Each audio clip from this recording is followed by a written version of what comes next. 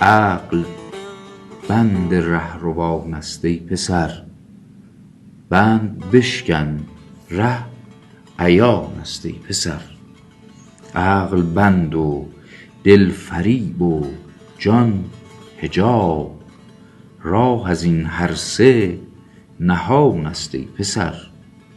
چون ز عقل و جان و دل برخاستی، این یقین هم در گمان است ای پسر.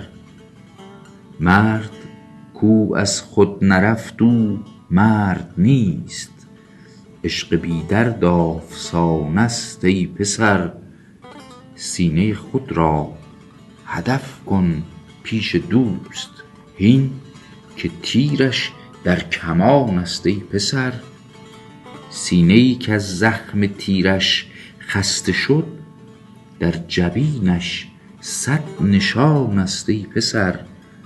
عشق کار نازکان نرم نیست، عشق کار پهلوان است ای پسر.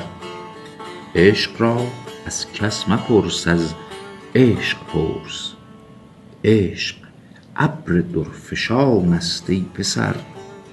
ترجمانی منش محتاج نیست، عشق خود را ترجمان است ای پسر. گر روی بر آسمان هفتمین، عشق نیکو نردبان است ای پسر. هر کجا که کاروانی می رود، عشق قبله کاروان است ای پسر. هین دهان بربند و خامش چون صدف، کاین زبانت خصم جان است ای پسر. شمس تبریز آمد و جان شادمان، چون که با شمسش قران است ای پسر.